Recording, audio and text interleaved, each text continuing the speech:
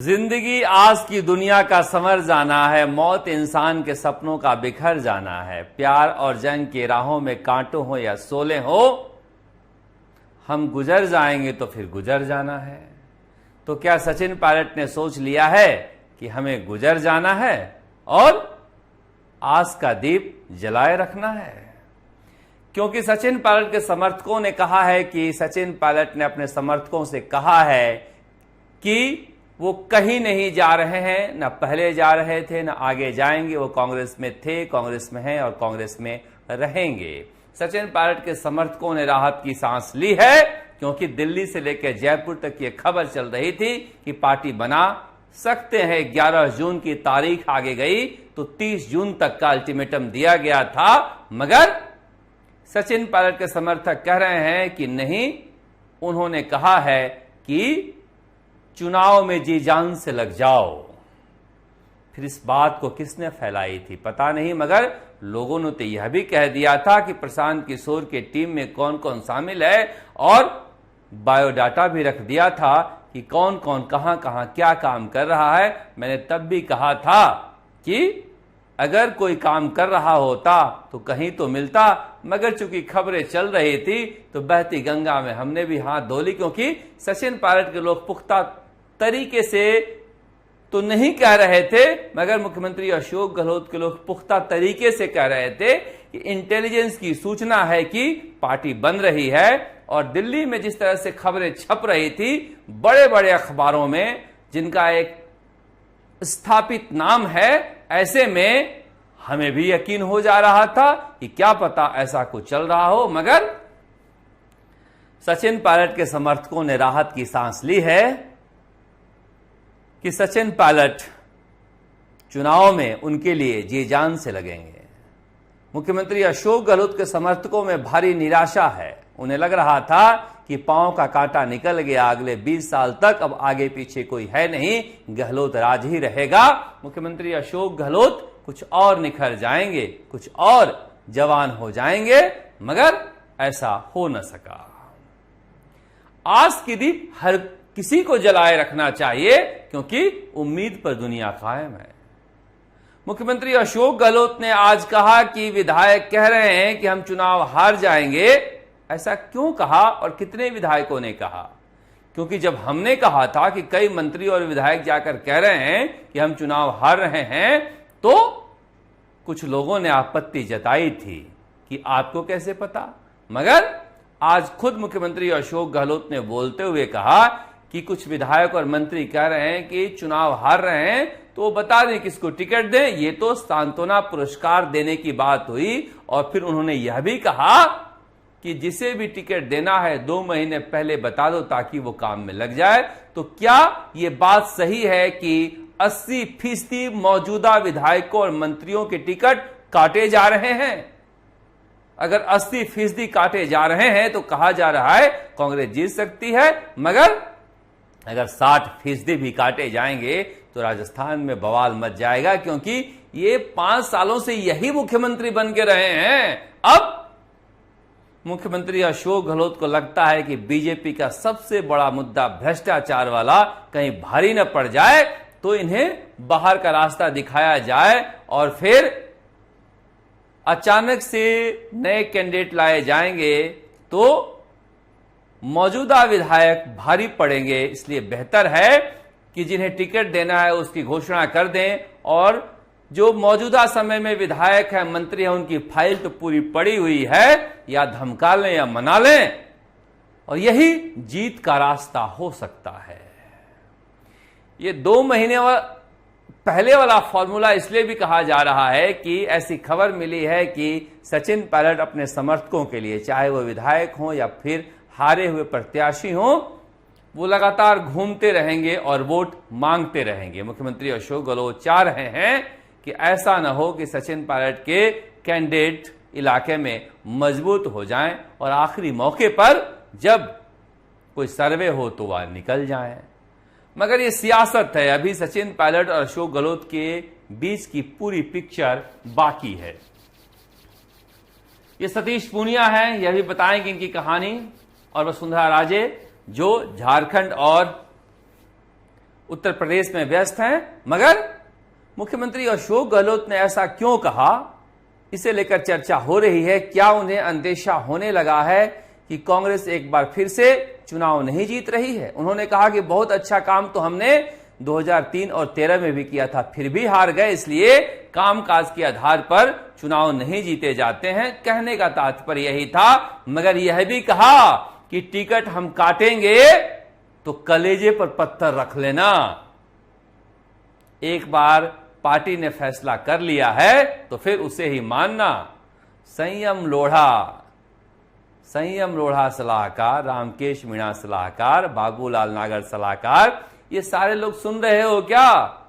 2 बार लगातार हारने के नियम पर टिकट कटा तो आप जीतकर सलाहकार बन गए, तो फिर कौन पत्थर रखेगा? उन्होंने कहा, मुख्यमंत्री अशोक गहलोत ने, कि दिल कमजोर होता है, भारी पत्थर रख लेना।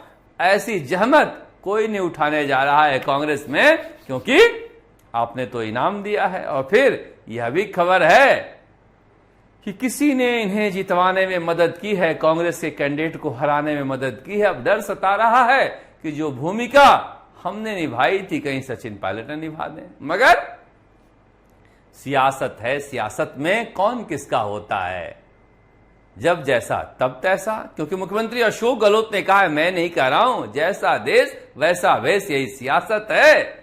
आप आज समझा रहे हो अनुशासन, काश संयम लोढ़ा, रामकेश मीणा, बाबूलाल नागर, बहुत सारे हैं, ये तो 2-4 नाम हैं, महादेव सिंह खंडेला, 10 नाम हैं पूरे, उन्हें समझाए होते। ये तो बिल्कुल खास थे। जीतते हुए मुझे याद है कि सबसे पहले यही आए थे मुख्यमंत्री अशोक गहलोत के निवास पर सचिन पायलट के खिलाफ बोलते हुए। मगर कहते हैं ना, वक्त वक्त की बात है प्यारे, कभी तू रगड़ा कभी मैं रगड़ा। अब सचिन पायलट हाशिए पर हैं तो वही खेल खेलेंगे जो उनके साथ खेल हुआ था, इस बात का डर है, इसीलिए वो कह रहे हैं। मगर यहां पर दूसरा खेल भी चल रहा है, उसे भी देखेंगे। मुख्यमंत्री अशोक गहलोत धौलपुर गए थे बाड़ी की सभा में, गिरिराज मलिंगा की सभा में। गिरिराज मलिंगा की सभा में बोलते उन्होंने कहा कि ये संतोषी आदमी है। और मुख्यमंत्री अशोक गहलोत ने कहा कि इससे मैंने कहा था कि मांगते मांगते थक जाओगे, हम देते देते नहीं थकेंगे। उन्होंने यह भी कहा कि ये अब तक की महंगाई राहत कैंप की सबसे बड़ी सभा है। मगर लोग पूछ रहे हैं कि सबसे छोटे कमरे में कौन रहता है? सबसे छोटे कमरे में हर्षाधिपति रहता है। वो बेड पर पड़ा हुआ है, और बेड पर पड़ा हुआ है इस तरह से। अवधेश पारीक ने अपने ट्विटर हैंडल पर लगाया है कि आप 1.5 साल में कितनी बार बाहर गए। जवाब में उसने कहा है, मैं इस 8x8 के कॉटेज से सिर्फ 2 बार बाहर गया। 29 साल के ईएन हर्षाधिपति वाल्मीकि का है, जो 22 फ्रैक्चर, 10 ऑपरेशन, अनगिनत जख्म, बेतहा तकलीफ लेकर पड़े हुए हैं। मगर गिरिराज मलिंगा चतुर सुजान है। उन्हें लग रहा था कि मुख्यमंत्री अशोक गहलोत काबू में कैसे आएंगे, तो सचिन पायलट के पास चले गए। और सचिन पायलट को लग रहा था कि हमें इनाम मिला है, तो गिरिराज मलिंगा को गले लगा लिए। मगर गिरिराज मलिंगा ने सचिन पायलट को गले लगाकर हर्षाधिपति के मसले को पीछे ढकेल दिया। और फिर मुख्यमंत्री अशोक गहलोत के सभी बीमारियों का एक ही इलाज है, सचिन पायलट। जब लोग कहते हैं कि आप बार बार सचिन पायलट का जिक्र क्यों करते हो, तो मैं कहता हूं कि कोई भी मुद्दा 4.5 साल मुख्यमंत्री के पास नहीं रहा है सिवाय सचिन पायलट के। सो गिरिराज मलिंगा को बुला लिया गया वापस कि छोड़ो कल की बातें, कल की बात पुरानी, हमारे पास आ जाओ। यहीं से तो गए थे, मगर हर्षाधिपति का मसला तो उठेगा ही जब भीड़ में मुख्यमंत्री अशोक गहलोत पीठ थपथपाएंगे। सचिन पायलट भी सोच रहे होंगे कि काश हर्षाधिपति के पास गए होते बजाय कि गिरिराज मलिंगा के। मगर क्या पता कौन कहां है, पता नहीं चलता किस वक्त कौन कहां रहता है। ये सियासत है, इसलिए बार बार कहता हूं कि सियासत में कोई किसी का नहीं होता, हर व्यक्ति अपने मौके के हिसाब से अपना चुनाव करता है, मगर ये सवाल तो उठेंगे ही, इसीलिए ये सवाल उठाए जा रहे हैं। दूसरी तरफ बात कर लेते हैं, आज युवक कांग्रेस के अधिवेशन में मुख्यमंत्री अशोक गहलोत गए थे। सबसे ज्यादा वोट पाने वाला अभिमन्यु पूनिया को लेकर पिछले 5-6 दिनों में जो सियासत हुई है, वो ये सियासत बता रही है कि चाहे कितने भी आप पॉपुलर हो, अगर सचिन पायलट के साथ आपका नाम जुड़ा है तो ये बर्दाश्त नहीं है। सर्वाधिक वोट लाने वाले कैंडिडेट को क्यों हाशिए पर रखा गया, देखिए, कहीं तस्वीर में नहीं है, हालांकि वो जीते नहीं है, मगर कोई भी अध्यक्ष नहीं है, किनारे वह भी बैठे थे और उन्होंने अपने ट्विटर पर, फेसबुक पर लिख दिया कि मैं कोई कार्यकारी अध्यक्ष नहीं हूं। क्या गजब का रास्ता निकाला गया है कि सबसे ज्यादा वोट पाकर अभिमन्यु पूनिया चुनाव जीतते हुए दिखाई दे रहे हैं, लिहाजा चुनाव तक 3 कार्यकारी अध्यक्ष बना दिए जाएं, सेकंड और थर्ड वाले को। ये तो नियम पहले बनने चाहिए थे, मगर क्या अभिमन्यु पूनिया का इतना दोष है कि वो सचिन पायलट के करीबी हैं? हालांकि और गदर मचा, जो प्रभारी शाहिद ने घोषणा की थी इस बात की, आज युवक कांग्रेस के अध्यक्ष श्रीनिवास राव ने आकर पलट दिया और कहा कि नहीं, कोई कार्यकारी अध्यक्ष नहीं है, इंटरव्यू चल रहे हैं और नियम से ही कार्यकारी अध्यक्ष बनेंगे। तो फिर कांग्रेसियों, अपने यहां जो चल रहा है उससे युवक कांग्रेस को तो दूर रखो, वहां घुसा दोगे राजनीति तो भारी पड़ेगा। मगर राजनीति तो हर जगह घुसी रहती है, कहां कहां भारी पड़ेगा। उधर सतीश पूनिया पसीने बहा रहे हैं मैनपुरी में, इटावा में, अखिलेश यादव के गढ़ में, और दिखाने की कोशिश कर रहे हैं कि पार्टी ने हमें काम दिया है तो हम संजीदगी के साथ निभा रहे हैं। और पार्टी ने भी क्या चुनकर काम दिया है। सतीश पूनिया और वसुंधरा राजे के बीच 36 का आंकड़ा 4.25 साल तक बना रहा। लोग मजे लेने लगे हैं कि आपस में लड़कर जिस तरह से पार्टी की छीछा लेदर कराई है उसकी सजा मिली है क्या, मगर क्या इस सजा से वो निखर जाएंगे? ये तस्वीरें हैं सतीश पूनिया की, जो चुनाव प्रचार में लगे हुए हैं, लोकसभा सीटों पर चुनाव प्रचार कर रहे हैं। मैनपुरी आगमन पर उनका स्वागत हो रहा है। कल हमने दिखाया था किस तरह से वसुंधरा राजे भी सक्रिय हैं, झारखंड में और मेहनत कर रही हैं, मगर लोग पूछ रहे हैं कि क्या वहां की मेहनत के भी रिपोर्ट कार्ड बन रहा है क्या? यहां तो सीपी जोशी और राजेंद्र राठौड़ भाग ही रहे हैं, इस उम्मीद में कि क्या पता कोई तीसरी आंख से देख रहा हो कि राजस्थान बीजेपी में चल क्या रहा है। प्रधानमंत्री नरेंद्र मोदी को लेकर कहा जा रहा है कि नई रणनीति बनाई जा रही है और इन 4 राज्यों की विधानसभा चुनाव प्रचार में प्रधानमंत्री नरेंद्र मोदी नए कलेवर में, नए तरीके से प्रचार प्रसार करते हुए दिखेंगे और उनके चेहरे पर इस तरह से चुनाव लड़ा जाएगा, इसके बारे में आपने सोचा नहीं है।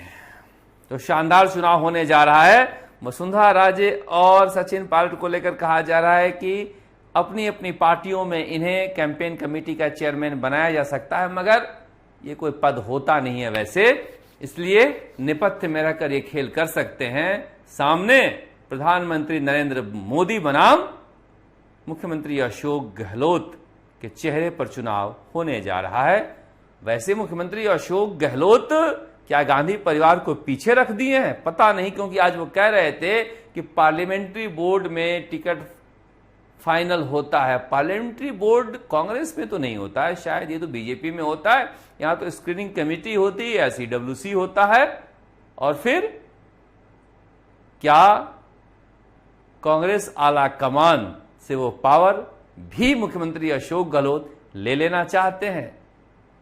सियासत है, मौके के हिसाब से हर कोई इस्तेमाल करता है। शायद मुख्यमंत्री अशोक गहलोत को लग रहा है कि प्रधानमंत्री मोदी बनाम गांधी परिवार की लड़ाई अगर राजस्थान में हुई तो कांग्रेस पिछड़ जाएगी, इसीलिए चाह रहे हैं वो कि प्रधानमंत्री नरेंद्र मोदी बनाम मुख्यमंत्री अशोक गहलोत की लड़ाई हो। हालांकि यह लड़ाई भी आसान नहीं है। राजस्थान की सियासत पर हमारी नजर रहेगी। आप देखते रहिए राजस्थान तक। नमस्कार। जयपुर से शरद कुमार।